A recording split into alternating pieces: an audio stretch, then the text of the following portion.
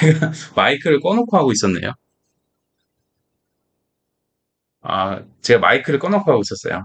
처음부터 다시 좀 이야기를 드리면, 앞에 했던 내용을 조금 빠르게 진행을 할게요. 지금은 들리시죠? 또 안 들리면은 채팅 남겨주세요. 네네. 우선 이 논문은 협착증을 어떻게 운동시킬까 이것에 대해서 좀 다루고 있는 논문이고요. SCI급이고 임팩트 팩터가 4.2짜리의 그런 학술지에 기재가 되어 있습니다. 근데 문제가 뭐냐면은 2001년도 3월에 등재된 논문인데 좀 오래된 논문을 안 좋아하시는 분들이 있어요. 그래서 이런 것들을 우리가 조금 감안해서 봐야 되는데 어떻게 좀 보면 되냐면 좀 옛날 거잖아요. 옛날 거다 보니까 23년 전이죠. 어떤 치료 방법이나 이런 것들을 현대의 트렌드에 맞게 좀 수정해서 우리가 생각할 수 있는 부분이 있고요. 그 외에 어떤 전체적인 맥락은 현재도 유효하다. 좀 이렇게 생각을 해주시면 될 것 같습니다. 저는 박충순이라고 하고요. 네, 넘어갈게요. 어쨌든 여기서 중요한 거는 1000명 중에 1명이 협착증으로 수술을 받고 있다라고 하는 내용이 있어요. 그러니까 1000명 중에 1명이 수술을 할 정도다. 그러니까 수술을 안 하고 있는 사람들까지 포함을 시키면 굉장히 많은 노인 인구가 이 협착증이라고 하는 질환으로 좀 고통을 받고 있다라는 걸 알 수가 있고요. 이 수술로 인해서 소모되는 비용이 미국 기준으로 해서 1조 3,690억 원이나 소요가 되고 있다고 해요. 그러니까 비용적인 부담이 굉장히 큰 질환인 거죠. 이런 거를 우리가 좀 알 수 있고요. 이 협착증의 패턴이 좀 그게 있어요. 좀 일정한 패턴이 있는데 디스크 같은 경우에는 제가 봤던 문헌을 기준으로 해서 말씀을 드리면 디스크 환자의 약 70% 정도가 허리를 숙일 때 불편해지고 또 반대로 30% 정도는 오히려 허리를 펼 때 좀 불편해지는 그런 양상을 보이는 걸로 보이는데 어, 이 협착증은 조금 이 디스크보다는 좀 일관된 패턴을 보입니다. 그 패턴이 뭐냐면 허리를 숙일 때 편해지는 거예요. 그래서 우리가 시골에 가서 할머니나 할아버지들, 어르신들 보면은 좀 아직 안 나가나요, 소리가? 이제 시작한 거 맞아요. 혹시 소리가 안 들리거나 하시면은 채팅으로 남겨주세요. 그래서 우리 어르신들이 보면 이렇게 유모차 끌고 다니시는 경우가 있잖아요. 그래서 그런 경우가 허리에 힘이 없어서 이런 게 아니고 협착증 때문에 허리를 펴면 통증이 생기고 불편하시니까 이렇게 유모차를 끌고 다닌다. 이렇게 생각을 하시면 됩니다. 여기서 우리가 반드시 기억해 둬야 되는 것은 협착증이라고 하는 이 질환이 어, 좀 일률적인 패턴을 보이고 그게 허리를 숙여야지 편해진다. 그리고 허리를 펴면 불편해진다. 이게 굉장히 중요한 거거든요. 그래서 요거를 우리가 좀 기억을 해야 됩니다. 그럼 왜 이런 양상이 나타나는가? 이런 것들을 보면은 이 협착증을 종류별로 나누면은 사실 꽤 나눌 수 있어요. 뭐 중앙형 제가 그 나눠드린 그 번역본에 보면은 협착증 분류하는 것들이 막 나와 있는데 현재 가장 흔하게 볼 수 있고 가장 많이 이야기하는 게 여기 중앙에서 나타나는 거거든요. 지금 여기 마우스 포인트 보시면은 여기 척추가 이렇게 있죠. 그리고 가운데에 노랗게 표현해 놓은 게 있는데 이게 그 척추 가운데 들어있는 신경, 척수라고 하는 신경이죠. 요게 이제 압박을 받는 거예요. 여기 여기에 여기 뒤쪽에요. 지금 제 마우스 포인트 있는 요곳에 황색인대라고 있어요.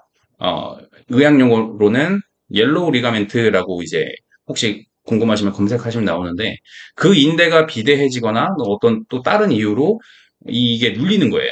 근데 가장 많이 이야기하는 원인은 방금 말했던 황색인대라고 하는 게 비대해지는 것이 이제 원인으로 뽑히고 있는데요. 아까 말했다시피 척수가 눌린다고 했잖아. 척수. 그러니까 우리가 디스크 같은 경우에는 보통 이렇게 신경이 눌리면은 한쪽 다리에서 증상이 나오는 경우가 많거든요.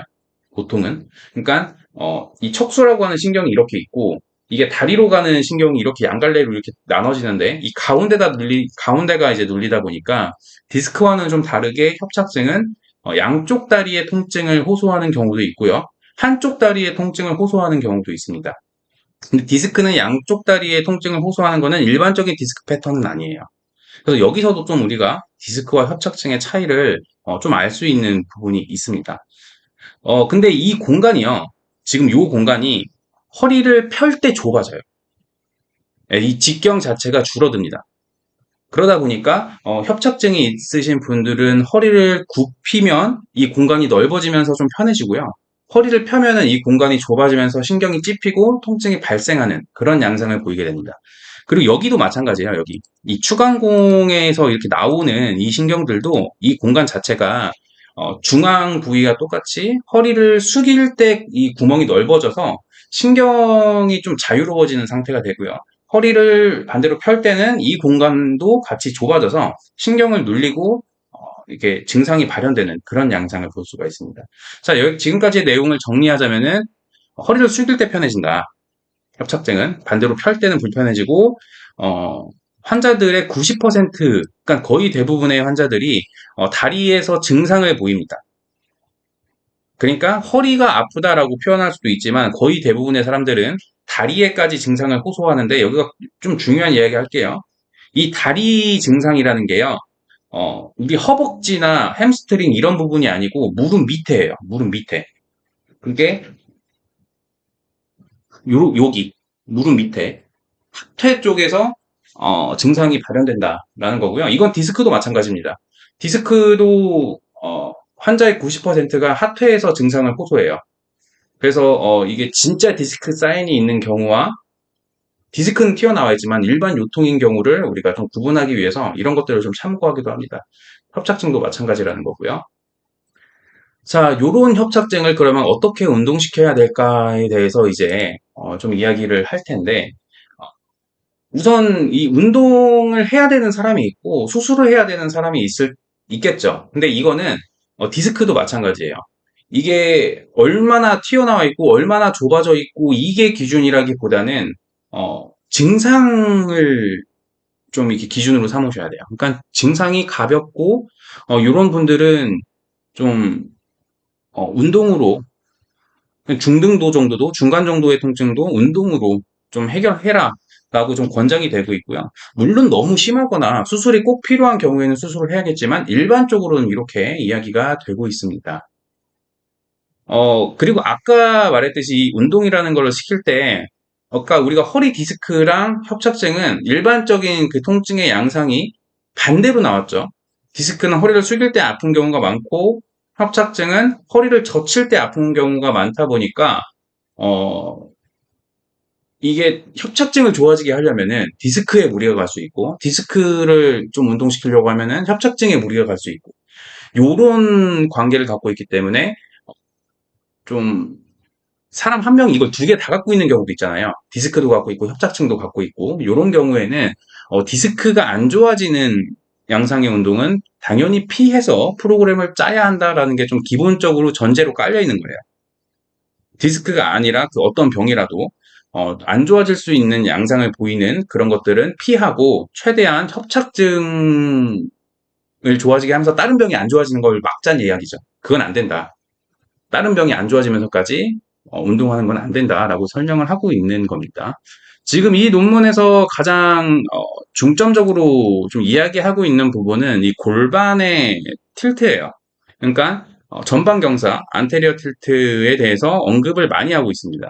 왜냐면 안테리어 틸트가 되면은 그 허리가 그 전만 러더시스가 생기면서 아무래도 허리가 좀 펴지잖아요. 그럼 협착증 환자들은 좀 안 좋을 수도 있겠죠.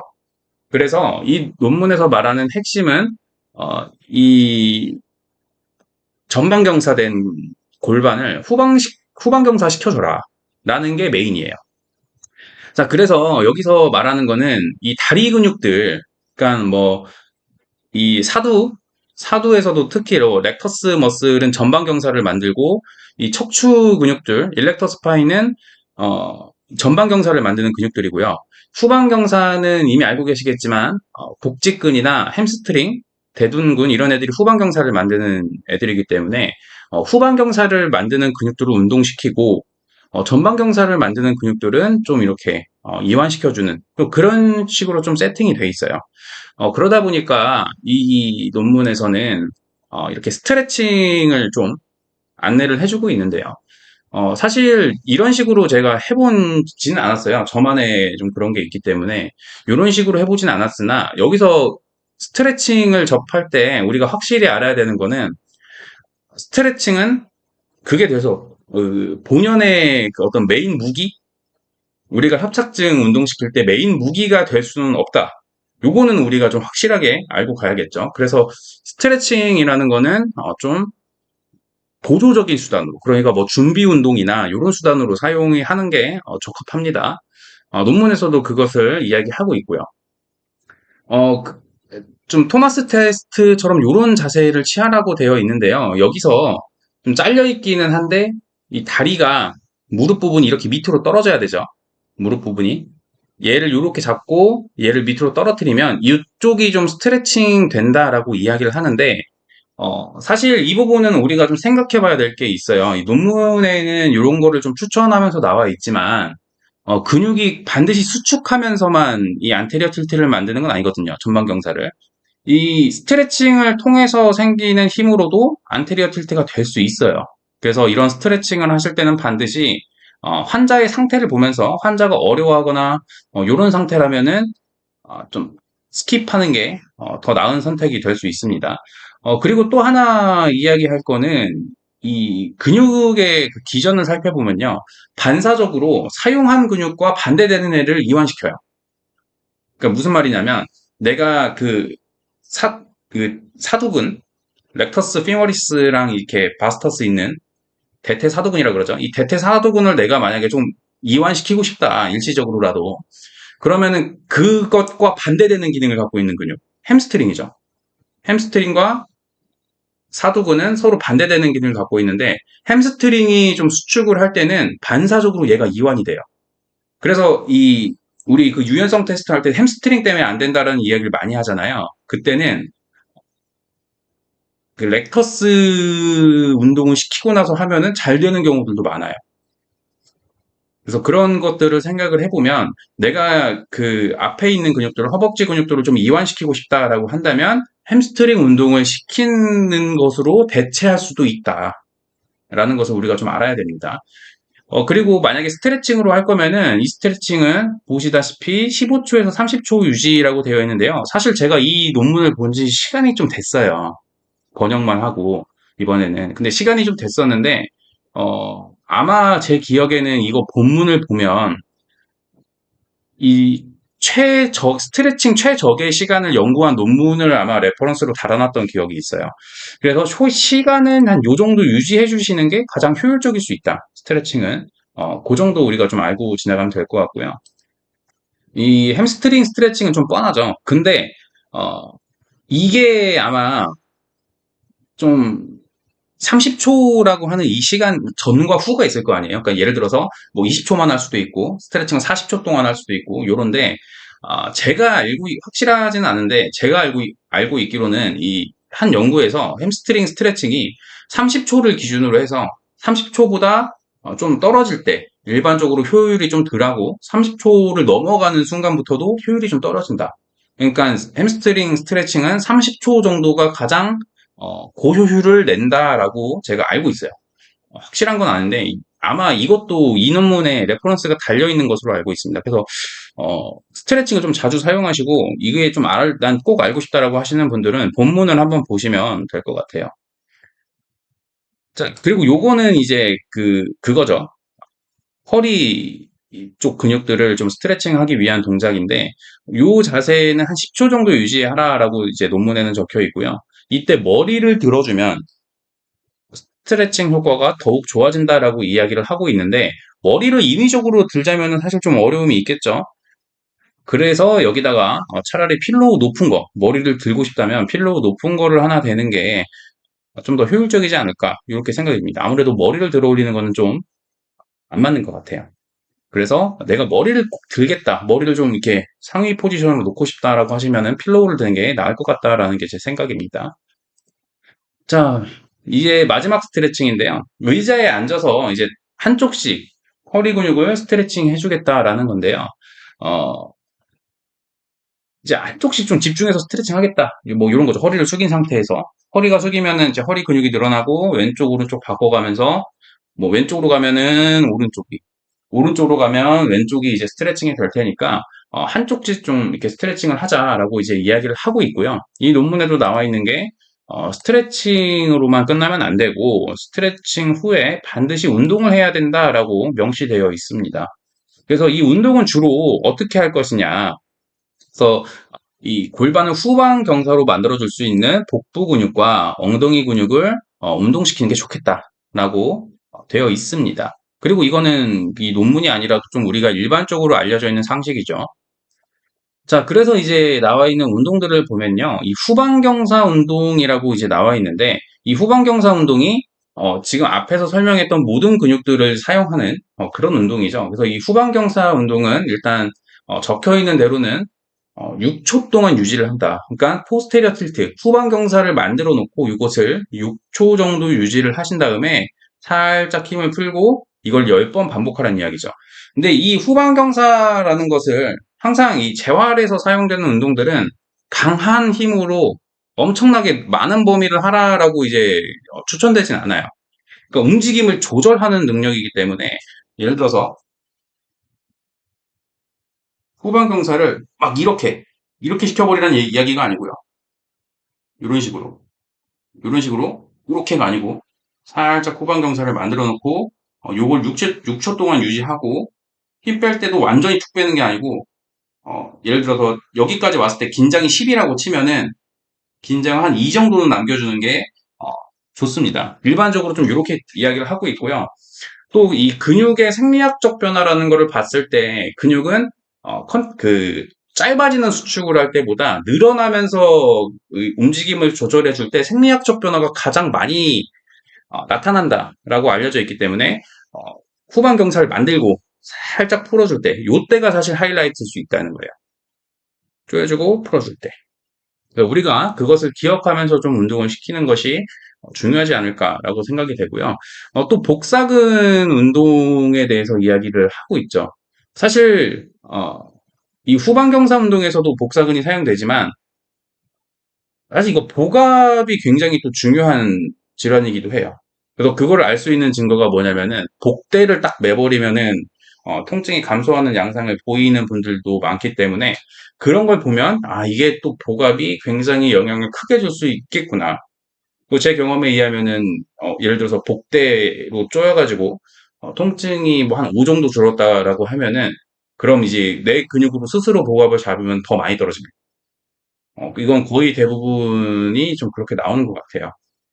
그래서 복압 훈련 위주로 좀 생각을 할 수도 있는 부분이다. 현대 트렌드에 맞추면 좀 우리가 그런 생각을 할 수 있고요. 어쨌든 논문에 나와 있는 대로 하면 이 복사근 운동을 하라고 되어 있는데요. 이렇게 크런치처럼 하는데 좌우로 하는 거죠. 대각선으로. 아마 다들 알고 계실 거라고 생각을 하고요. 사선 방향으로 크런치를 한다라고 생각을 하시면 되고 각각 10회씩 진행하라라고 되어 있습니다. 자, 여기서도 우리가 생각할 수 있는 게 아까 그 근육의 생리학적 변화를 생각을 하면 사선으로 갔다가 내려올 때가 포인트가 될 수 있다. 왜냐면은 복압을 잡을 때 이 근육들이 수축과 이거 이완이라기보다는 늘어나면서 활성화되는 그 작업을 반복하기 때문에 늘어나면서 조절하는 능력도 굉장히 중요할 수 있어요. 그래서 지금 여기 나와 있는 운동도 좋은 운동이지만 조금 더 제 생각을 넣자면은 내려올 때 천천히 근육이 늘어나면서 움직임을 조절할 수 있는 그런 능력을 계속해서 주는 것이 좋을 수 있다라는 거고요. 개인적으로 이 마지막 페이지거든요. 마지막 페이지에서 저는 좀 개인적으로 박수를 쳤던 게 뭐냐면은 좀 잊고 있었던 좀 그런 게 있었어요. 이 지구력 운동에 관한 건데 조금 이따 설명하도록 해보겠습니다. 그 다음에 이제 우리가 흔히 볼 수 있는 이 브릿지라는 운동인데, 브릿지가 참 좋은 운동으로도 많이 알려져 있고, 제가 대학생 때 물리치료과 그 학교 다닐 때 굉장히 중요한 운동으로 교수님이 강조하셨던 기억이 있습니다. 근데 교수님한테 배운 거랑 조금 달라요. 여기서 말하고 있는 게. 우선 골반을 이렇게 들어 올리고요. 이 상태에서 후방경사, 포스테리어 틸트를 하면서 이제 이렇게 골반을 들어 올려라. 그러니까 쭉 올라올 때 포스테리어 틸트 하면서 올라가고 이거를 6초 동안 유지하면서 쭉 내려오고 이걸 10회 반복하라는 거고요. 역시 근육이 이제 힘을 천천히 풀면서 이 움직임을 컨트롤할 때 이때가 핵심이기 때문에 올라왔다 천천히 풀면서 약간의 긴장을 남겨놔야 돼요. 이거 정말 중요한 겁니다. 그래서 똑같은 운동을 해도 효과 차이가 많이 날 수밖에 없는 게 이런 부분을 우리가 신경을 쓰냐 안 쓰냐가 꽤 크다라고 저는 생각을 하고 있고요. 어, 우리가 그런 걸 좀 많이 신경을 써야 된다. 왜냐하면 생리학적인 부분, 근육의 생리학적인 변화를 만드는 게 우리의 최종 목표 중에 하나잖아요. 이 신경계와 근육의 생리학적 변화를 만드는 게. 그래서 우리가 그것을 좀 고려해야 되고요.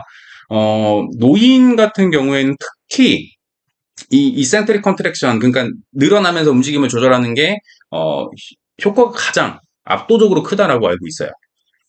물론 이것도 좀 오래전에 본 문헌이기는 한데 노인들의 경우 뭐 몇 퍼센트라고 했더라? 한 50%라고 했었나? 그만큼 더 생리학적 변화를 크게 만든다. 그러니까 운동을 훨씬 효과를 좋게 만들어준다라는 이야기죠. 자, 그 다음 이제 지구력 운동에 대해서 이야기를 해볼 텐데요. 이 지구력 운동이 사실 별거 아니라고 우리가 생각을 할 수 있는데, 이 지구력 운동은요, 이게 통증을 좀 덜 느끼게 만들어주는 대표적인 운동 중에 하나입니다. 그러니까 특히 유산소 운동 같은 거는 염증 수치 자체를 내려주고요. 그러니까 산소가 그래요. 산소가 염증 수치를 낮춰주는 그런 확실한 작용을 합니다. 특히 우리 몸에서 뭐 그 자가 면역 질환처럼 내 면역 세포가 내 세포를 공격하는 그럴 때 나오는 어떤 염증 그런 물질들을 그냥 쭉쭉쭉 내려주는 역할을 하는 게 산소이기 때문에 유산소 운동은 굉장히 중요해요. 근데 문제가 뭐냐면은 협착증 갖고 계신 분들은 걸으려면 허리가 펴져 있어야 되잖아요. 그래서 요거를 좀 힘들어 하시는 경우가 많은데 그때는 이 트레드밀을 각도를 좀 이렇게 올려서 그러니까 트레드밀이 원래 이렇게 있으면은 요거를 이렇게 각도를 올려서 이렇게 쭉쭉쭉 오르막길을 올라가는 형태로 훈련을 시킨다면은 어 우리가 원하는 그런 효과를 얻을 수 있을 확률이 좀 있겠고요. 여기서 제가 이제 호흡을 너무 좋아하다 보니까 호흡 얘기를 잠깐 하면 유산소 운동이나 지구력 훈련을 하기 힘드신 분들은 호흡 훈련을 하는 것도 되게 괜찮은 방법이에요. 그리고 이 호흡 훈련이라는 게 지금 여기서 강조하고 있는 이런 근육들도 다 호흡 근육이죠. 이런 거 다 호흡 근육이죠, 이런 거. 그래서 그런 면을 봤을 때 우리가 이 지구력 훈련이 힘들다 이런 분들은 그렇게 호흡 훈련 위주로 먼저 끌고 가는 것도 굉장히 좋은 방법이라고 생각이 되고요. 또 호흡 훈련이 필요한 경우 중에 하나가 협착증과 관련해서요. 이게 있어요. 그 전방전이증이라는 게 있어요. 전방전이증이 뭐냐면 이것도 협착증을 유발합니다.